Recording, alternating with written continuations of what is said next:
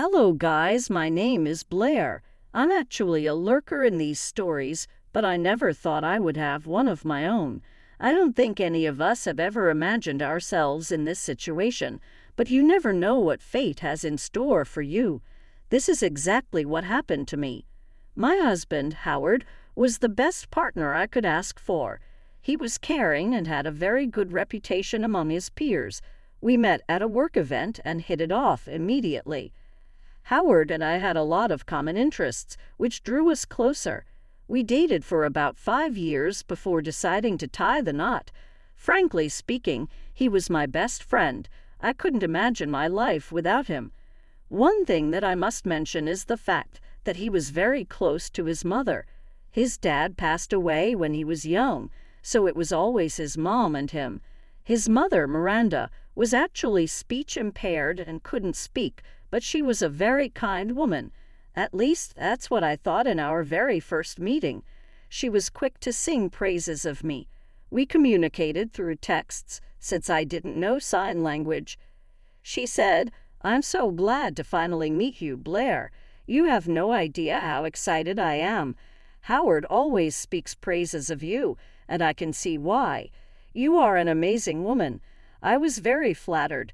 Miranda continued, "I'm glad you like me, and we are going to have a great relationship. I lost my mother 10 years back, and you feel a lot like her, Blair.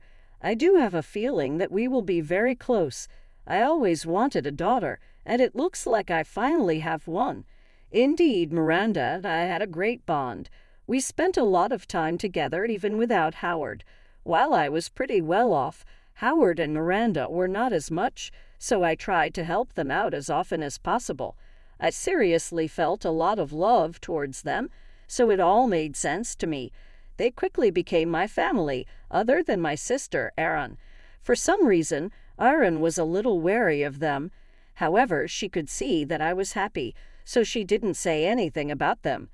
Howard's reaction to Erin getting her inheritance had some part to play. When Erin and her husband suddenly purchased a new house and 2 new cars, Howard was pretty shocked. He said, "Wow, Erin, you did splurge on your car and house. I had no idea your job paid so much money."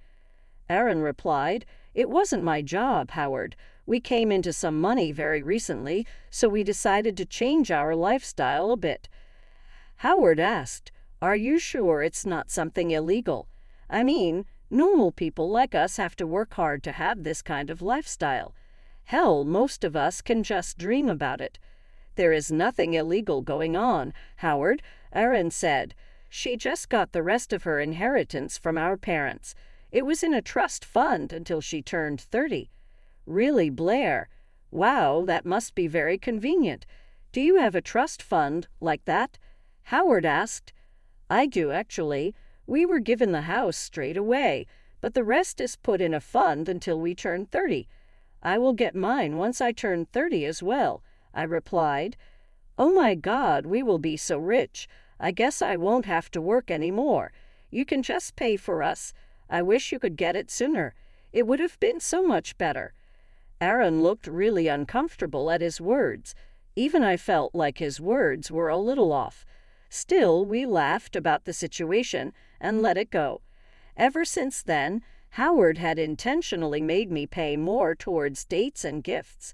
He even told me to buy Miranda expensive gifts. Since I had the money, Howard was constantly making plans for a luxurious life and not working again. Despite all these red flags, I chose to ignore him. My sister scolded me about revealing my inheritance. She said, "Blair, you should have fought better. You know the reason our parents didn't give us the money straight away. They wanted to protect us from getting tricked." "Relax, Erin. It's just Howard I told about the inheritance. He's my boyfriend. We're talking about getting engaged soon. He would have known eventually," I replied. "You saw how he reacted to the news. You could have waited. Blair, how are you sure he won't marry you for money? He is always fast forward a year. Howard proposed to me and I said yes. We were already planning to move into the house I inherited from my parents. Since Howard didn't have a house of his own, it was decided that he would live with me. But as the wedding drew near, he started to act a little off. When I asked him about his problems, he said, "Blair, there's something that you need to know. Mom's lease is about to expire in a few months. After we get married, I will have to live with you. Would you mind if she moves in permanently? You know she can't speak, and I don't like her being alone and vulnerable." "I can understand your situation, Howard. Miranda can absolutely move in with us. I like her a lot, and she seems very sweet. Since she is like a mother to me, I don't mind it at all." "Thank you so much, Blair. You have no idea how relieved I feel. I was really scared to leave Mom alone. It gives me nightmares to think she's without help. Frankly speaking, I never thought living with Miranda would be a problem. She was a pretty chill woman, and as I've said before, she loved me a lot. So I thought I wouldn't have any problems. Thinking about it now, I don't know if her moving in with us was an advantage or not. After Howard and I got married, Miranda ended her lease and moved in with us. My house had 4 bedrooms, so space wasn't an issue at all. We all had our privacy and even some extra space for guests. I thought I had a very happy family. I never considered Miranda as a mother-in-law. I always considered her like my own mom. After years of being without a mom, it finally felt like I had everything in the world. Erin, on the other hand, wasn't so convinced about my happiness. When I visited her alone, she used to warn me about Miranda and Howard. She always said, "Sis, I know that you're very happy right now, but I think you should be careful. There are a lot of warning signs around you. You seem to not notice them at all." "What do you mean, Erin? I don't understand what you're talking about." "Look, I can see that you love Miranda and Howard, but you might be getting a little carried away when you are not looking. I have seen Miranda make faces at you. Even Howard supports her and laughs. I might not understand sign language, but body language also tells a lot. You might be a little mistaken, Erin. Howard and Miranda are genuinely nice people. Yes, they may not be from our economic background, but they're still good people." "I don't know, Blair. I don't mind their economic status, but something seems really fishy. I just want you to be careful. Why don't you learn sign language? That way you won't be excluded from their conversations." "That's a great idea, Erin. You know what? Her birthday's coming up next month. I'm sure I can learn some basic sign language by then. It would be a good surprise for her. I promised myself that I would learn it. Miranda and Howard communicate in sign language pretty frequently. I was starting to feel left out, so I thought learning it would be a great idea. I did plan to live with them forever. Plus, it's always a good idea to learn ASL. With that in mind, I began to learn sign language.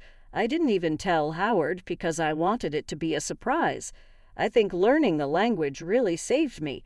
About 2 weeks before Miranda's birthday, I accidentally caught Miranda and Howard having a conversation in ASL. I was going to call them for dinner, but was instead greeted by a very strange conversation. By then, I had already learned a good bit of sign language, so I had no doubt what they were talking about. Miranda said, "I am glad Blair doesn't know sign language. That stupid brat is so annoying. If only she knew what we think of her. God, I'm tired of acting nice to her. When will this torture end?" "It won't be long, Mom. Just wait for 1 year. As soon as she gets her inheritance, we can claim half of it. I will try to trick her into signing it for me. I doubt she would be convinced that easily. She's not as stupid as we think. That girl is a freaking witch." "Don't worry, Mom. If she doesn't sign it away, I will divorce her. Then she'll be forced to give me half of her inheritance.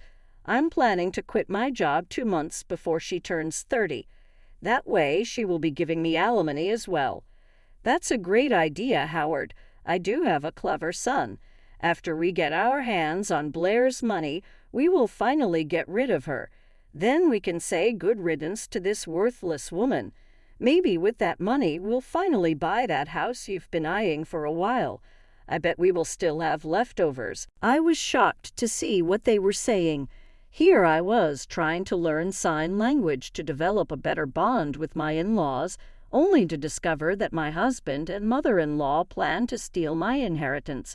My whole life felt like a lie. I was mentally beating myself up for falling for such a horrible man. I also hated myself for telling him about my inheritance. I couldn't hold my tears, but didn't want them to see me crying. They hadn't noticed my presence yet, so I quickly took my phone and went to my sister's place. When I reached her place, she was kind of shocked to see me in such a condition.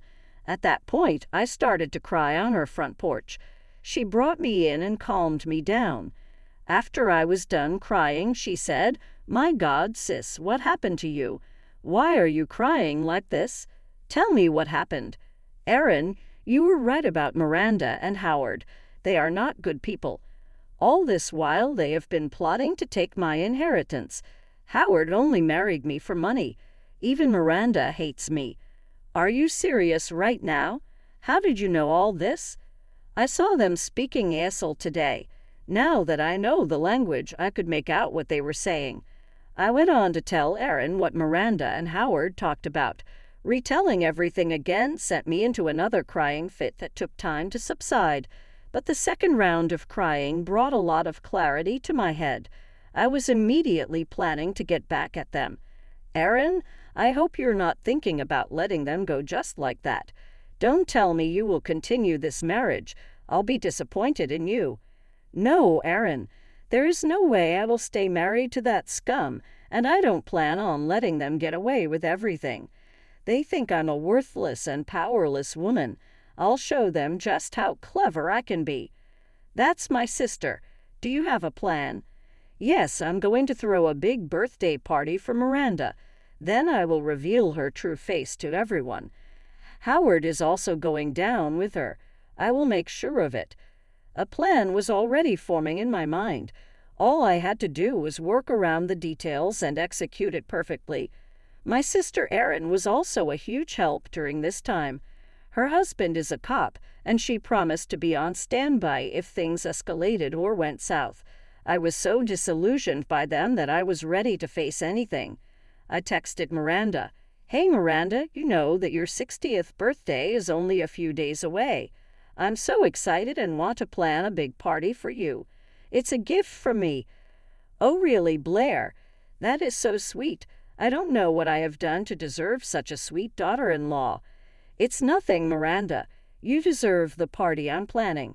Why don't you send me a list of invites so that I can make sure everyone you love is invited?" "That's a great idea, Blair. I do want my friends and family members to come. It is a milestone birthday anyway. I'll send over a list from my side." She sent me a rather long list of invites. It looks like she did have some plans to mooch off me. She invited 50 people, and Howard invited 20 of his friends and colleagues. His excuse was that I could afford it. I was slowly starting to see just how much they were taking advantage of me. I was prepared. I was also collecting some crucial videos through our security cameras. On the day of the party, every guest we invited showed up. Both Miranda and Howard were very happy. Erin and I were happy too, but for different reasons. I had some important papers in my bag, and things were about to get interesting. After the cake was cut, I decided to make a speech. "Ladies and gentlemen, I'm so glad you could join us today. Thank you for taking time out of your busy schedules to celebrate Miranda's birthday. Since everyone is here, I'd like to give Miranda my special gift."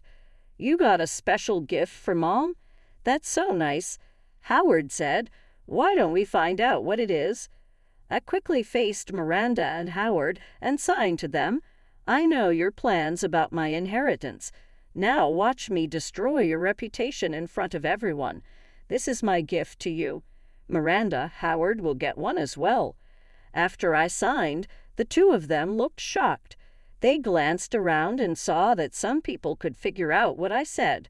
Most of Miranda's friends knew sign language, so they could understand.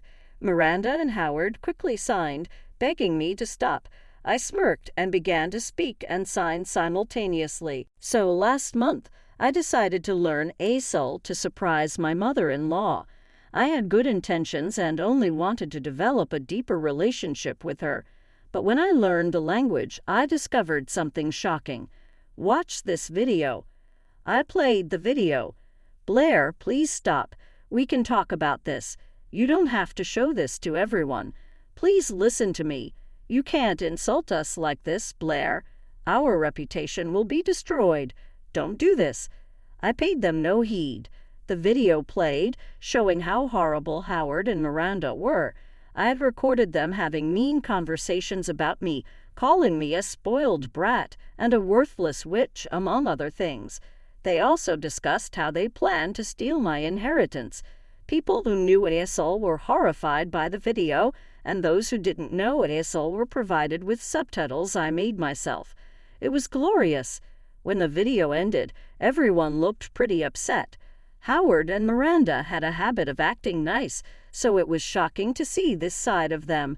I took the opportunity to say, now that you've received your special gift, there are 2 more things waiting for you: divorce and eviction papers. I expect your things to be out of my house within a month. And Howard, we are done. You can't do this to us. You can't divorce me and kick us out. This is all a misunderstanding. Yes, we were just joking around. Don't be so rash with your decisions. We can talk this out. I will apologize, and so will Howard. You've already spoiled our reputation. Isn't that enough? No, that is not enough. You wanted to take everything from me. Today I will take everything from you. Just wait and watch. With that, I handed them the legal papers and went inside the house. My sister Erin apologized to the guests on my behalf and asked them to enjoy the rest of the party. They actually started to berate my husband and mother-in-law. My husband's colleagues gave him dirty looks, while Miranda's friends literally just left. One of them even said they would never speak to her again. Erin stayed back with me to ensure that Miranda and Howard didn't try anything stupid. As the days passed, Miranda and Howard were shunned by everyone. We live in a small town, and the community is pretty close-knit. People here don't like backstabbing or lying, so Miranda and Howard's antics were not welcome. Everyone avoided them to save their own reputations. Howard was finding it difficult to work due to the backlash. They begged me to change my mind and let them stay. Howard did the most begging. He promised to love me and change his ways. Surprisingly, he even offered to kick his mother out, which made me laugh. Miranda didn't find it amusing. By the end of the month, Howard and Miranda were having full-blown fights in ASL. It was rather entertaining to watch. Howard believed that I would have stayed with him if Miranda had left the house, while Miranda was offended that he would think of abandoning her. The two saw that a good catch like me was getting away. When the eviction month was up, I had to call the police to get them out. No relative was willing to take them in, so they had to stay in a hotel. After a week, Howard quit his job and moved away. They couldn't bear the constant disdain from people. A distant relative took them in for a month, but no more. They tried to beg me again, but I refused to house them. Howard signed the divorce papers because he no longer had the money for a lawyer. So our divorce was finalized soon. Now they are struggling to get by while I am enjoying my newfound inheritance.